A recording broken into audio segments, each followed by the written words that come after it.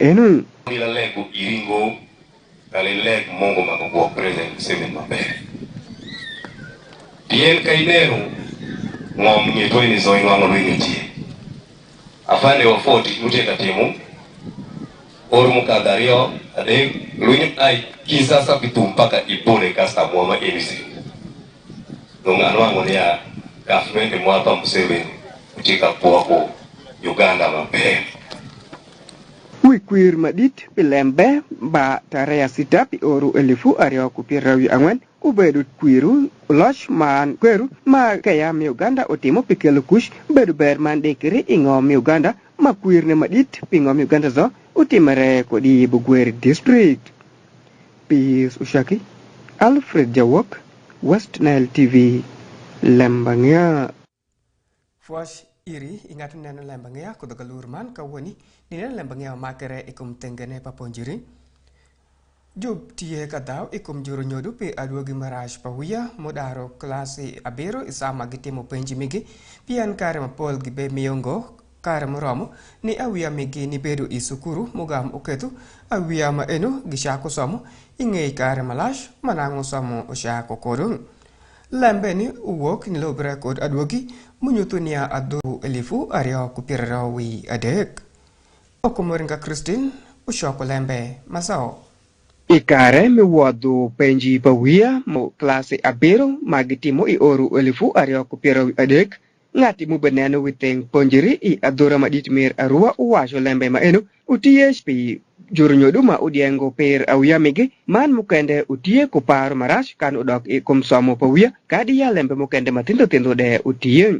adwogi unyutunia ikom awia maromo elifu abero daka de kupiera bora ya busel matimo penji migi pa klase abero pi oru elifu ario kupira yadek awia daka bish ukado ikabelmer achel no ke first grade daka de kod apararia ubedu macho manda kashal kupira wi abora ubedu awia manyira awia maromo elifu adek kod abora unwango kabedu mer aria second grade elifu achel daka bora kod apar ikabedu mer adek no third grade elifu ashel kupira wi aria ikabedu mer angwen majluongu fourth grade daka bungwen kudek upodu vut ma ikabedu ajluongu yu manda kashel kupira angwen wi abish utimungo penjine mazao lembe ma enu nyutunia awia mote mo penji kado migi ushungu ipasenti mara mpira berewi abero tona busel man pira rawi ario tona ngwen upodu mavut buzazili mutie jaliawi sukuru i adura madit mer arua isaw mi wechu ko ugor lemba ngapa West Nile TV uwacho ginwangu tene mene ma enu munyutunia jurnyodu ubedieng ungo man mukende ke utie ni ajube mia shama ber ungo ni awia mutie isukuru dok awia mukende umarungo chido i klasi jurnyodu diengo piponji pawia megi enu.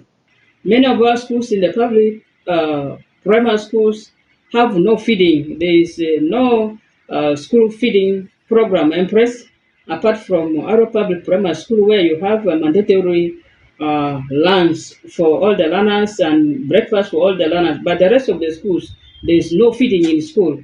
And this has contributed a lot to the level of understanding of the learners in the school.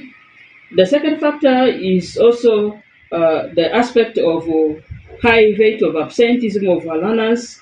You'll find that when our learners come to school without the basic requirements, the school leadership sends these children, or the teacher sends the children to go and pick or collect the basic requirements. These children go home for good, meaning that on the side of the parents, they are unable to provide these learners with the basic necessities, and it adds on to what the child is supposed to learn in the classroom. Megu buza umedu asuka miulungu ni dano mutie ikabedu kama awia enu utie iye ni mako shingi kara shelo kara gichopo medu ruampa ponjiri i adura madit mer aruan.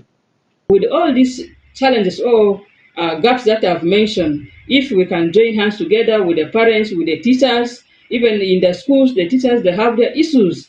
In the communities, we have issues, we have challenges. If we can all team up together as the stakeholders of the city, I think we will be able to improve the quality of education in the city. Adwogi uwasho adura madit mer arua wend awia ma utimo penji kodi iye pa klase abero udok ingeye magwei makun awia maramo persenti manokre ma utimo penji manyutu nia wengi ujwik ku persenti maramo ario tanadek. Peace Ushaki, Okumuringa Christine, West Nile TV, LEMB ANGEYA. Asu podi kaneno LEMB ANGEYA mamakere ikum tengene paponjiri. Sukuru mapol imayo district ni yuak shalama governmente ubegalo kamiyo igisente man ubemiyo igili manok ni sukuru enu mubenyoto ruam paponjiri kodi district mesha. Lim menu be aye kodi otish madit ma neno lem paponji man tugu ingomi Uganda ma be konyo sukuru enu pineno nya odwa kutich yot ikabedo mageni iyen. Okumu Dominic ukelo lembe kumae. Shalu masomo pitamer achiel ushaku pi oru elifu ario kupirawi angwan pi sukuru mi Uganda zo irwa matongtong sukuru mukende upekole moromo pi konyo somo ikabedo megin. Yuak meni juwi juponji mi moyo remu wokudu isawa mirombu ku state minister madit pi ponjiri mirwa mi primary isawa maromja ot mokuchik pi megu mi moyo district dakitari Joyce Moriko kadoshung. Lowo Rigo James jawi juponji mi moyo boys primary school uwachi sukuru mesha ubekado ipek mapol shalole manyanok ma government be meyo majulungu capitation grant man udi kwan ma chopungo ka gwaku awya sheke mutie isukuru. As a school, we are facing some challenges. One of the challenges is financial support. Mainly the grants that we are getting from the government. What we are getting is not enough, it's meager. Cannot cater for most of the things that are required in the school. So if the government can increase a little the amount that they are giving per child, it will be a little bit better.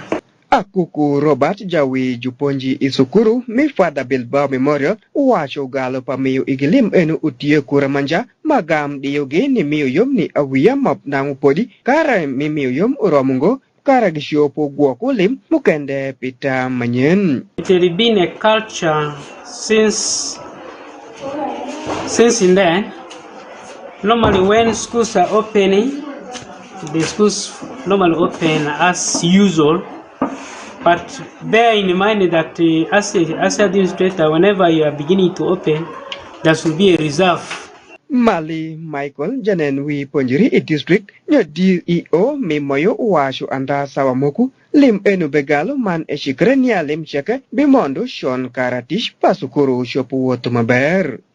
It is true we got to release advice from the ministry, but Ministry of Finance took time to give us the cash limits. Then the warrants were just approved last weekend, and this week we should be able to complete the processing so that the schools are able to use the capitation.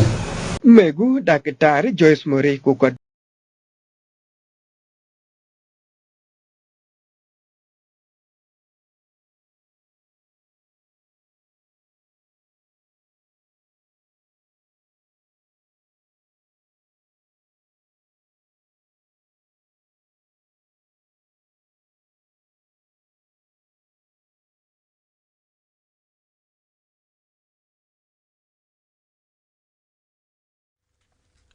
Weka joli kudinge ima enu man kawoni kawaneno mamakere ikom dubu minek. Dano mutie ikabedu majulungu ambeko sel adalah forward adora mer arua udong kozongo inge matane moku ma pigi ungiringo uchakre man uneku jadit achel kopar mania ebedu jakwo enke kunwangrennya jadit ma enu karamanangu emer kokong. Lembe meni utimere isyen kasi aryo menindo abusel padui mer aryo oru elifu aryo kupir aryo wi angwen. Farish Majid ukelo lembe mazao. Dano mapol aduramir arua udong agwaka wigi inge nyang pito pajadit majiluangu nyinge chalo Alhaji Mustafa mungere kunyinge mataban oru pare mutie ipirade kuye inge maluak dano ushokriman oi iwie unege kuri kabedome ambe kosel adalah fuad Aivo division mutie aduramadit mir arua. Lembe meni utimere ikinde mir apokapin cengkasaryo sama ngom ubeler kodo inge matadit ma enu uai kamadu kongo ikanta madit mutie ondu paraka manu wiya wil kadok ipacu pare ento elund esidu ipacu pangate mukende mecha koduongo dugola ugam uketu dano ma enu uoi iwie makun gibe paro iwie ni bedu shalo jakwo ugam uketu ginegen. Okuga Simon jawikom otachel pik kabedu ma enu washu lembene utimere anda man ke kawoni ju pashu ario enu tenge pangat majinegu man jumunegu nekne gibedu kara chalo man gichaku winjiri kaneno kitemidaro kudu lembe kara gichopo neno ni aju yiku yik matera ni jadid ma enu. I got a call midnight from my neighbor, as a EPDF officer, told me there is his neighbor is beating somebody, suspected a thief. I say, no, I cannot go midnight out till tomorrow. Then I walk early in the morning to check whether the person who they beat it is alive or dead. Then I arrive, I got that person is dead. It's called Taban. It's somebody from Usurson. The same wadi, then the same division in Ayiv West. So reaching there, I got him, that bad person is dead. And then I tried to check, he died because of water. Then I found a lot of blood. Then they pull him from the house where they kill him. Then they take the dead body to another house. They put it there. That's only. When I called police, and then police arrived, and in charge of postmortem. They take it there apart. Then after that they went. They left us with the DPC and then plus our mayor of the US division. Then right now, the disease family and the person who killed Taban are now in meeting to solve the remaining things. Lembe ma enu binu nilobre kunek padanu ma ube medre kudi abura madit mir arua mikar ma pol wak danu ube oi iwi kidanu ma par utia iwigi makun ginegu gi ikare manangu mako gilun giter gi iwang shik kara ichopo neno nyajidaro kit lembe ne mako menu. Peace Ushaki, Farish Majid, West Nile TV, Lemb Angeyya. Fuash madit ni Farish Majid pichoko Lemb Angeyya ni maisha kawani kawadok vekane no lembe makare ikum tenge paponjiri. Minister Moriko Kadushu Mutie State Minister madit pilem ponjiri irwami primary umeyo longu ni awia sukuru ni tiyo karashalo pinwangu adwegi maber ipenji making. Kwa shine uwok isawa miliao awia sukuru me klase abiro mi moyu man emeyo igi tegushwin ni tiyo matek man ke ni tiyo karakelu adwegi maber ikum penji meki ma ubebinu pi oruma ening. Okumu Dominic Ushako Lembe Mazao. Isawa miliao awia klase abiro me district Mego Joyce Moriko Kadushu Mutie State Minister irwam ponyirimi primary man saw marom ja otomoko shik pi Mego Memo District umiyo tegu chwini awia enu man eshwakugi kujeni misomo shalo buku man kalamu. Minister Dr. Joyce Moriko Kadushu ukwayo awia ni shoko dogi karashel man nyamo lembe pa penji piteru adwogi maber ipenji matokshen pa klase abiru. Emedo kawashu oru mokado Moyo District utimu marash ikabedu West Nile man kun NAI kodi kabedu maesha. Emedo asu kawashu kabedu West Nile shekede utimu marash kajuporu kukabedu mukende mutie kodi tengom Uganda mayo malon. Dakitari Kadushu ukwayo awia enugi ni tiyo matek karanying Moyo District shopu bedu maber kan udok iteng penji pa wia makumenu man ikari sheke misomo. So please, I'm requesting you to work as a group. Are we together? Let's work as a team. Discussion is the way to go. Asking questions, revision, and being with your teachers. So that is what I want you to do. But for this year, please, let me work with my heads up. The whole Minister for Primary Education,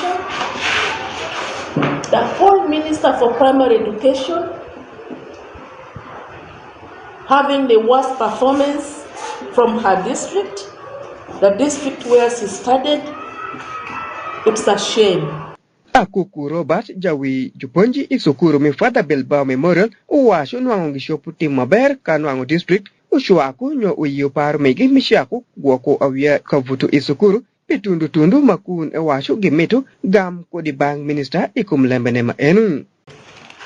Our performance of last year will have been much better than this, but because our strategy was somehow disorganized by education department by not allowing us not to have fulfillment of our strategy.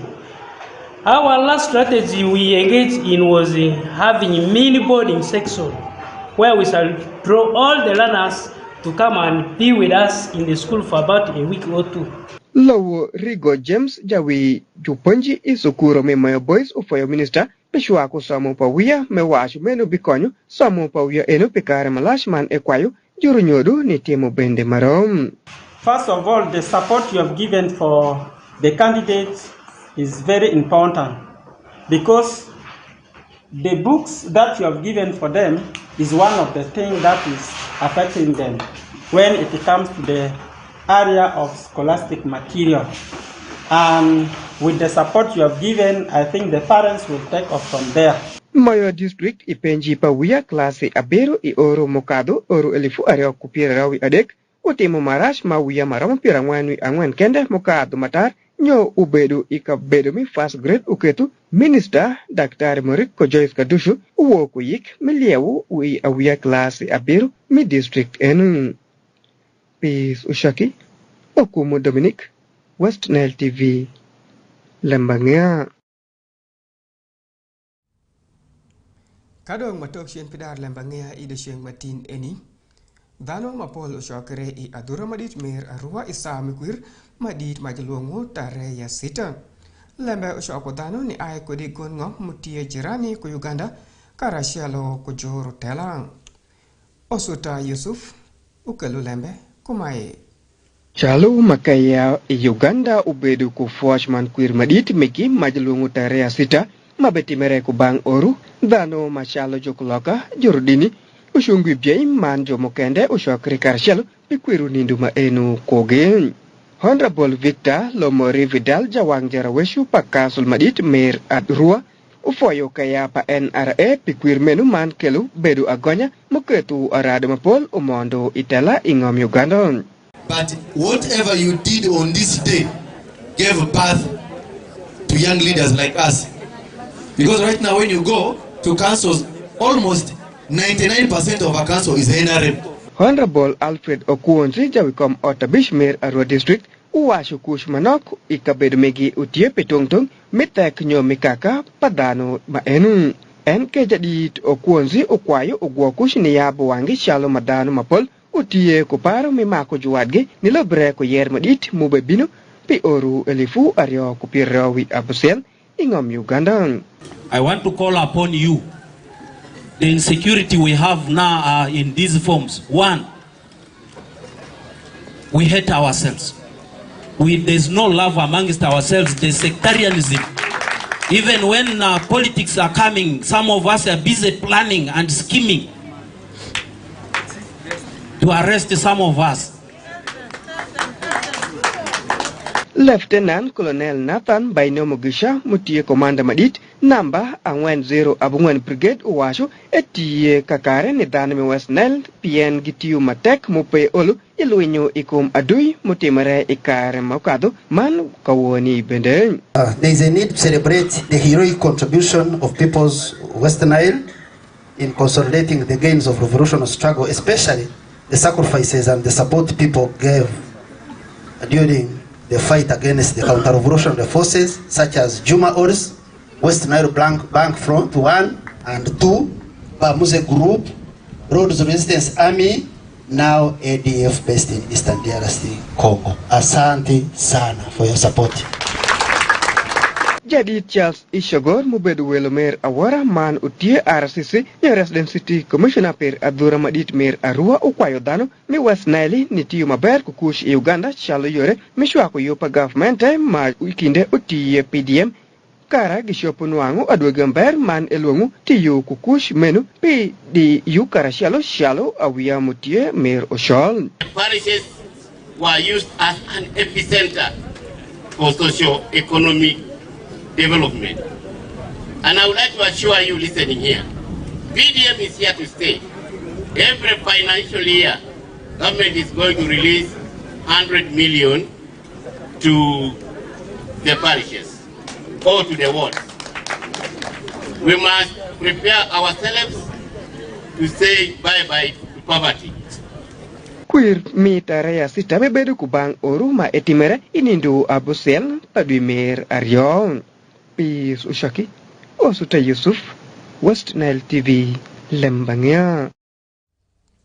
LEMB ANGEYA ma enu ukelo I ajika pa LEMB ANGEYA ma choker doge I deshing matin eni fofosh iri ingat neno West Nile TV mantin utinindu abero paduimer area oru elifu area kupira rawi angwen weke bekenu piedi mukende mabesho ubebino medri asu kanamba ku West Nile TV man mi kuduwil kanwangwa itenga mi Facebook kia West Nile Television YouTube dewatie karachelo kuyore mukende sheke dan magitie kuzuku nwangwa itongweno abero adek kara inde ibedi wat kumlero mawabekelo iri warom kudi mashon LEMB ANGEYA ujikeni nyinga utie ushake peace.